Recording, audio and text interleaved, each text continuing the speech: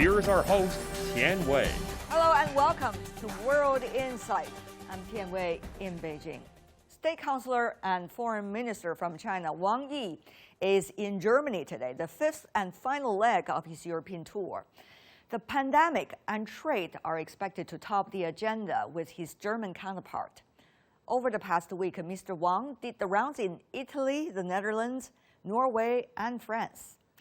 Could improving relations between China and Europe help steer away from global tensions? How big is that hope? Let's loop in our panelists from China and Germany.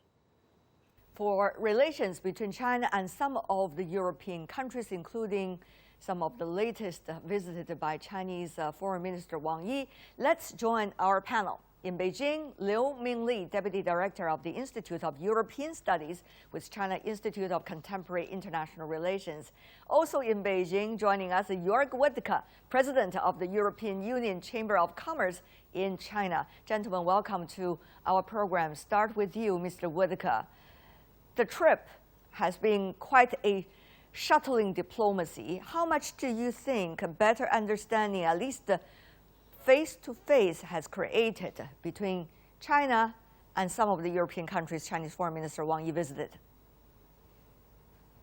Well, I guess it always helps to meet and to also have chit-chat on the side. The engagement between Europe and China was very intense over the last 8 weeks. There was a high economic dialogue and a summit taking place. But now, of course, the foreign minister is with a purpose in Europe. We have the summit with Merkel on the 14th of September. And then, of course, US pressure on China has been increasing. So I think it's more than logic that Foreign Minister Wang is seeking out what kind of cooperation models he can develop with Europe.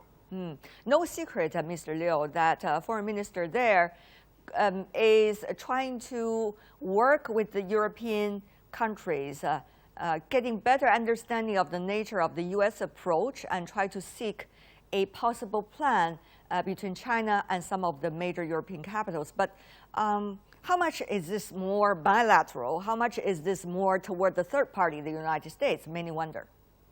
I think during this trip, Foreign Minister Wang Yi has addressed the importance of multilateralism. I think, yes, multilateralism is very important. I think it's the only way to escape the power politics from the competition, serious competition between China and the United States. And multilateral is based on good bilateral cooperation. Without bilateral cooperation, how can we achieve multilateralism? How to achieve multilateral cooperation? So during this trip, Foreign Minister Wang Yi has visited 5 member states of the European Union to enhance the bilateral cooperations, and also through this good bilateral cooperation, and I think the EU and China will find more opportunity to enhance the multilateralism. Okay, from Chinese perspective, bilateral investment agreement with China and European countries, it is crucial in terms of building trust and confidence of future cooperation. It's also crucial for China's opening process. But at the same time, China wants it to be fair, quote unquote, according to the Chinese standards too. So to China, what are some of the areas that's crucial that the European counterparts should also understand? Yes, I think the BID talk is one of the priorities, or maybe the top priority of the bilateral negotiations. Both sides, the leaders of both sides are committed to draw the conclusion by the end of this year. And this agreement is very important because from the European side, the European enterprises want more access to the growing Chinese market. They believe some areas are still not open to the European enterprises. But for Chinese part, Chinese are also concerned about its investment in Europe. We have seen the screening measures from both the European Union level and member states level on the foreign investment outside the European Union, including China's 5G enterprises. So China is also concerned about the openness of the European market. And I think the European side has talked a lot about the level playing or fair trade with China, but also China also concerned about the openness of the 5G industry. Why the BIT is important because it can ensure China's investment in the European Union, which was declining dramatically during the past 5 years. And it also means a lot for the European companies who want to have more access to Chinese market. Holding his hand to his face, I'm sure Mr. Woodke already having some answers for some of the concern from the Chinese side. The whole purpose of an agreement is, of course, to lower the threshold for exceptions, because exceptions seem to be very tedious in order to make business more complex. Yes. On 5G, of course, the member states have to decide. It's not a European decision. The investment agreement really looks into the investment opening of the market in order to establish yourself in finance, insurance, and so forth. And again, Europe is in the midst of discussing this. I have not seen any text, but I know that in particular, the interest, of course, is also in the biosecurity area. So, of course, I can imagine, but I'm actually not privy to the negotiations, that ICT would include Chinese equipment in Europe. But again, this is beyond my knowledge, and I don't know what's being discussed. So the building of negotiations surrounding bilateral investment agreement is one measure to build confidence and trust. On the other hand, that confidence and trust in one another could be at least some of the basic factors with which a negotiation could only be done with. So it seems to be, the two sides of the same coin in a way. Fundamentally, the question for both sides, if I could ask it directly, are two things. For the European capitals, knowing exactly, Mr. Woodke, that one capital could be different from the other capital, but there is still an European approach, is whether Europe will be able to make its independent decision. We have seen some of the earlier signs that there might be concern about it as a result of Huawei issue, at least from the Chinese side, whether Europe will be able to make its own decision independent from what Washington wants. On the other hand, Mr. Liu, many would also ask China, is what China is trying to do mainly looking at the other party, which is the United States? Is this sincere willingness from the Chinese side to work with the Europeans and thinking about the issues in a framework where Europe and China could really work together, not just for the current geopolitics? So I want to have both of you to respond to this, what I consider relatively fair questions. Mr. Woodke, you want to go first, and then Mr. Liu. Can you make independent decisions? Really? Well, first of all, I mean, Europe is quite familiar with American pressure on many areas. Just think about the issues that we have on Russia and other places. So we have made very clear where our interests are. We do it between Europe and China. We have been showing as Europeans our versatility and sort of ability in order to conclude deals. We did free trade agreements with Korea, Japan, Singapore, Vietnam, and other places over the last years. That just shows that Europe is not just able to talk about deals, but actually concluding them and implementing them. So in a way, DNA of Europe is a compromise, and we think that we are willing and able in order to compromise with China. Mr. Liu, what about that? Is it mainly looking at the third party? I don't want to deny the American factor between China and Europe's relations. America was there. When we take a look at the United Kingdom, we will find that the U.S. pressure has changed United Kingdom's policy towards China in terms of 5G issues. There are similar cases for the European partners in the continent.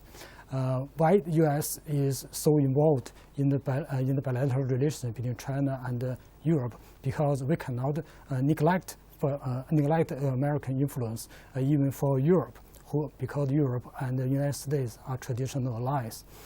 For the future cooperation between China and Europe in terms of 5G issue, I think most member states of the European Union have been considering their policies in terms of 5G issue towards China. Some have changed the policies under the pressure of the United States, but there are still others who are considering or reconsidering their policies. So it's very important for the two sides, for China and the European partners, to negotiate, to build trust with each other. But what kinds of timeline, September 14th or even longer timeline, are we looking at? There are quite a number of politically sensitive dates later this year regarding, the U.S. presidential election, regarding China-EU leaders' meetings and of various forms in various areas. So what kind of timeline can we really looking at, Mr. Woodke?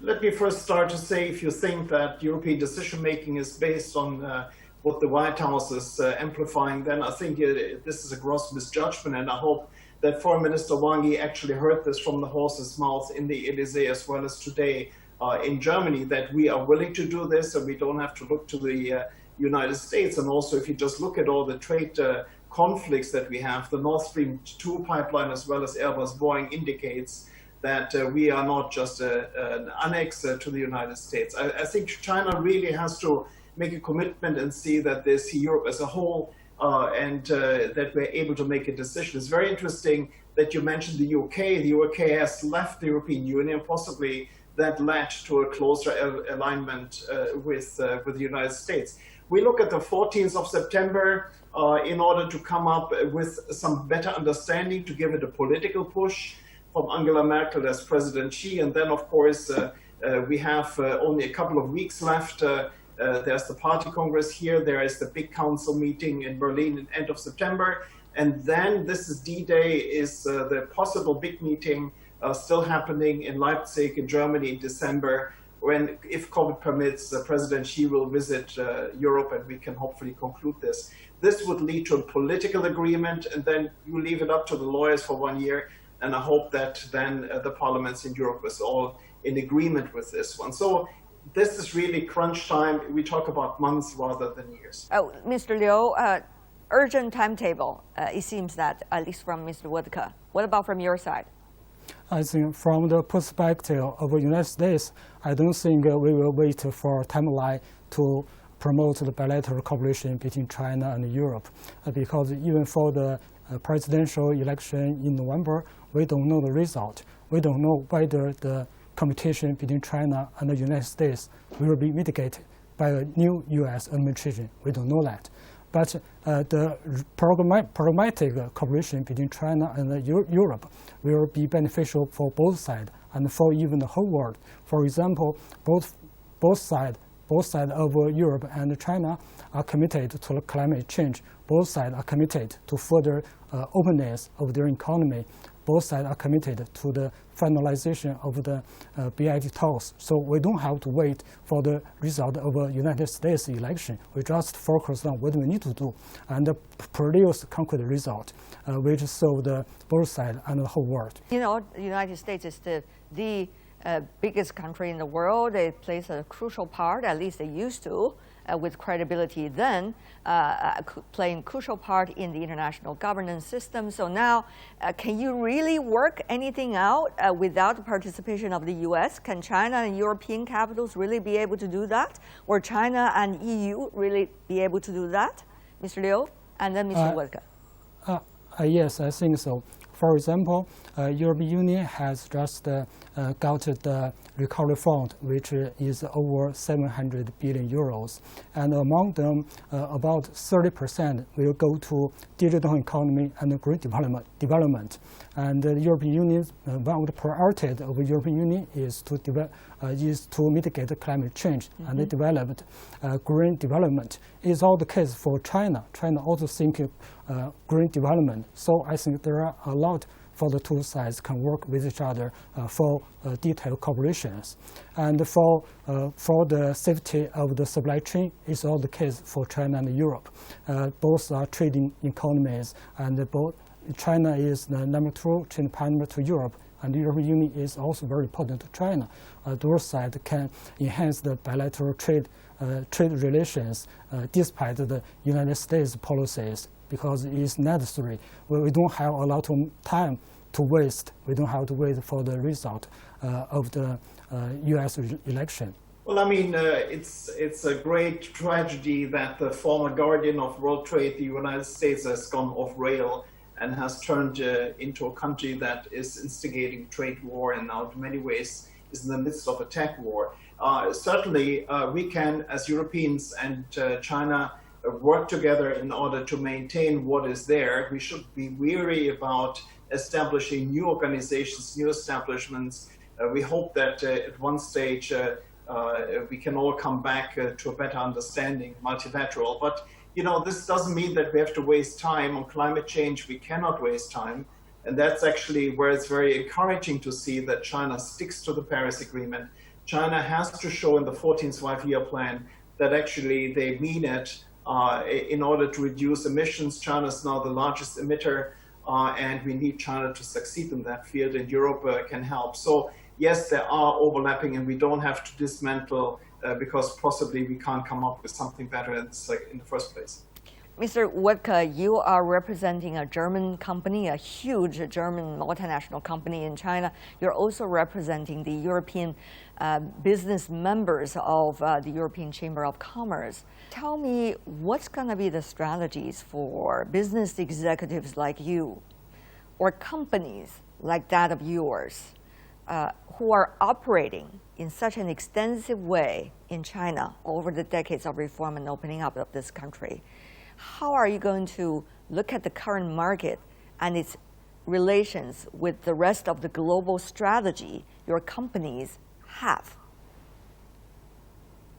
Well, first of all, it's very difficult to see the immediate future. It's sometimes very easy to look 10 years from now. And if you just look at all the projections that we did, China will be standing for 30% of global growth over the next 10 years. That is as much as the entire OECD countries together. And in my own case, in chemicals, it stands for 60% of global growth, 60. So, I mean, you have to be here in order to be relevant in the global marketplace. There is no doubt that European companies are not leaving China. They are possibly looking into new alternatives for new investment in case these back home countries want to have less reliance on a couple of things, but overall, our surveys indicate very clearly we are not there to leave. And 10 years ago, we asked our members, are you thinking about leaving China? 20% says yes. And we asked them during COVID, and it was just 10%. So even at times of stress, people are sticking to the market. We are in China for China. Is that encouraging, Mr. Liu? If we take a broader view, we will find that European enterprises are still have a strong interest in this market. And as far as I know, for the most majority of the enterprises from Europe who are running business in China, they are benefiting, they are earning money in this market. I think compared with other major economies, China is still an attractive market. What about Chinese businesses investing in Europe? Yes, the reality is that Chinese investment, direct investment in Europe has been declining since the year 2016.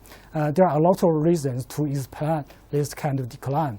First of all, we have talked about the new legislation and screening measures from the European and the member states. But there are also other measures because Chinese enterprises are reconsidering their investment abroad. Some Chinese are also concerned the foreign reserve of itself, and the Chinese the enterprises maybe they have less momentum to invest abroad. Yes, China's investment in Europe has been declined amid the pandemic, but the overall Chinese investment toward the world has been, to some extent, it has been declining. So, if we see this issue from a broader view, we will find that European Union as a market is not an exception.